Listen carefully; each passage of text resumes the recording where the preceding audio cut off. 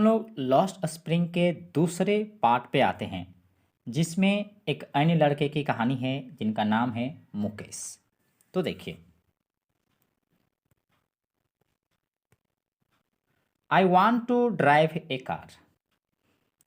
वो कहता है कि मैं एक कार चलाना चाहता हूँ। तो यहाँ से शुरुआत हो रहा कहानी का। I want to drive a car, मैं एक कार चलाना चाहता हूँ। Mukesh insist on being his own master. Mukesh जो है खुद को अपना मालिक ठान रखा है। I will be a motor mechanic, he announces. वो घोषणा करता है कि वह एक मोटर मैकेनिक बनेगा। Do you know anything about cars, I asked. तो मैं उससे पूछती हूँ कि क्या तुम्हें कार के बारे में कुछ पता है। I will learn to drive a car, he answers, looking straight into my eyes. वो मेरी आंखों में आंखें मिलाकर सीधे कहता है कि मैं कार चलाना सीखना चाहता हूँ। मतलब वो कहता है कि मैं कार चलाना सीखूंगा। His dreams looms like a mirage amidst the dust of streets that fill his town Firozabad, famous for its bangles. देखिए, फिरोजाबाद जो है वो चूड़ियों के लिए प्रसिद्ध है और फिरोजाबाद की जो गलियां जो है वो धूल से भरी हुई है। तो इस धूल भरी गली फिरोजाबाद जो चूड़ी के लिए फेमस है, उस बस्ती में, उस गली में इसका जो ये स्वप्न है बिल्कुल ही मृग तृष्णा की तरह है, एकदम भ्रम सा है जो सत्य नहीं हो सकता, पूरा नहीं हो सकता। Every other family in Firozabad is engaged in making bangles. अगर हम फिरोजाबाद में बात करें तो हर एक परिवार, हर दूसरा परिवार यहाँ चूड़ी बनाने में लगा हुआ है। It is the center of India's glass blowing industry, where families have spent generations working around furnaces, welding glass, making bangles for all the women in the land, it seems. Firozabad का हर दूसरा परिवार, अगर हम बात करें तो फिरोजाबाद का हर दूसरा परिवार चूड़ी बनाने के धंधे में लगा है।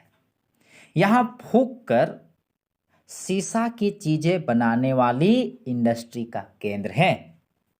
ऐसा लगता है कि यहाँ पर परिवारों की कई पीढ़ियां भट्ठी पर काम करती आ रही है, शीशा जोड़ती आ रही है और पूरे देश की औरतों के लिए चूड़ियां बनाती आ रही है।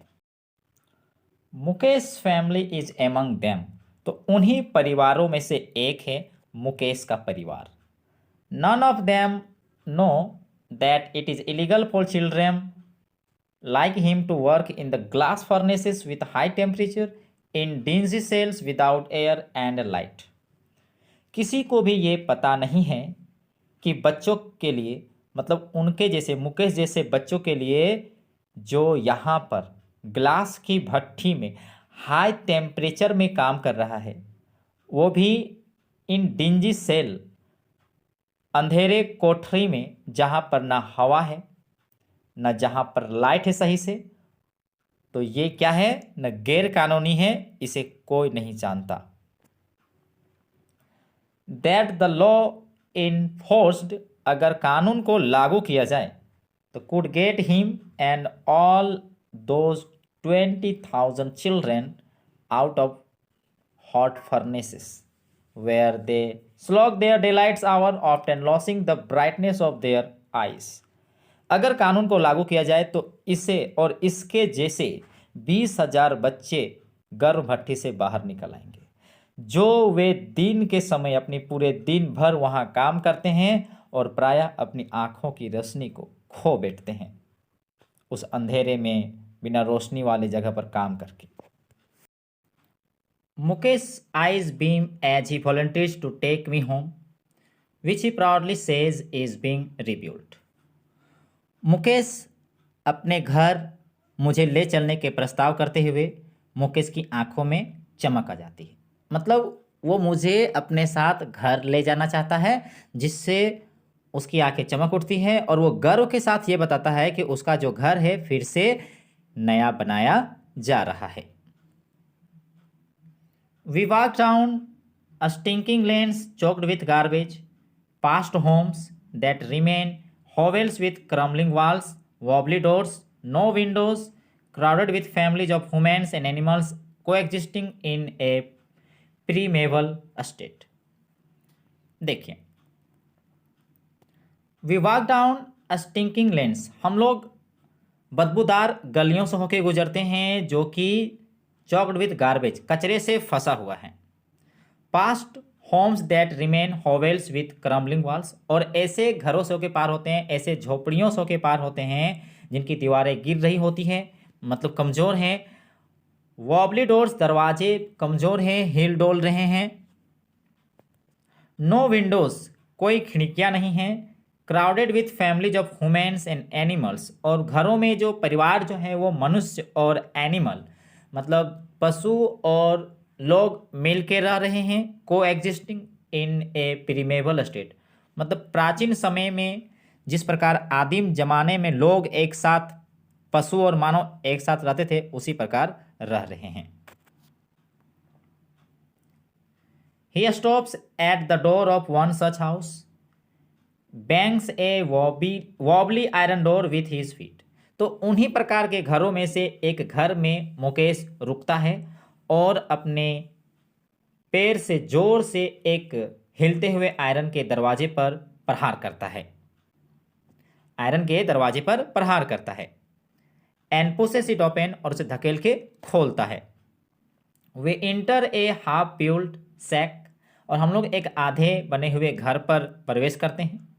In one part of it, यदि हम घर के एक हिस्से में बात करें तो थैच्ड विथ डेड ग्रास, जिस पर सूखे हुए घास की छावनी लगी हुई है। इज ए फायरवुड स्टोव, और वहाँ पर एक लकड़ी के चूल्हा है। Over which seats a large vessel, जहाँ पर एक बड़ा सा बर्तन रखा हुआ है। ऑफ सिजलिंग स्पाइनक लिप्स, जिसमें पालक की पत्तियां उबल रही है। On the ground in large aluminium platters are more chopped vegetables, अगर हम जमीन पे बात करें तो बड़े से एल्युमिनियम की प्लेटों में कटी हुई सब्जियां हैं। A frail young women is cooked the evening meal for the whole family, एक कमजोर युवा महिला जो है वो पूरे परिवार के लिए शाम की खाना पका रही है। Through eyes filled with smoke she smiles, उसकी आंखों में धुएं भरी हुई है और मुस्कुराती है। She is the wife of Mukesh elder brother, वो मुकेश की बड़े भाई की पत्नी है। Not much older in years, she has begun to command respect as the bahu, the daughter in law of the house.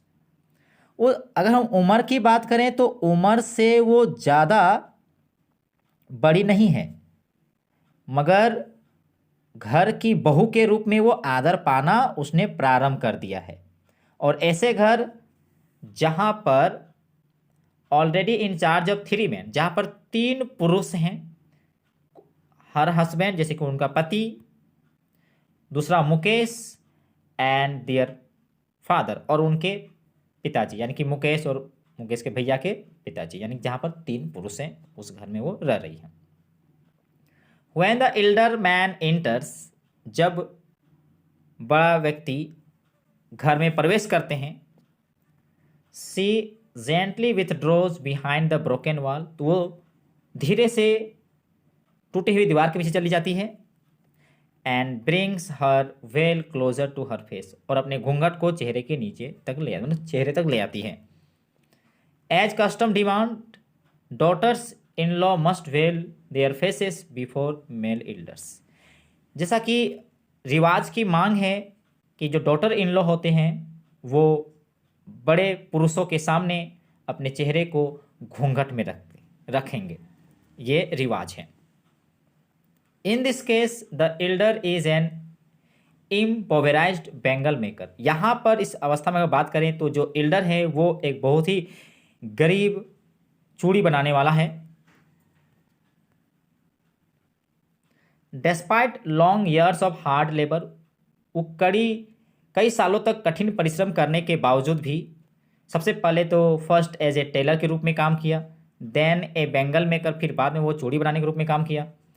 He has failed to renovate a house, मगर फिर से वो क्या कर सकते हैं, वो नया घर बनाने में असफल रहा है, वो एक नया घर नहीं बना पाया है।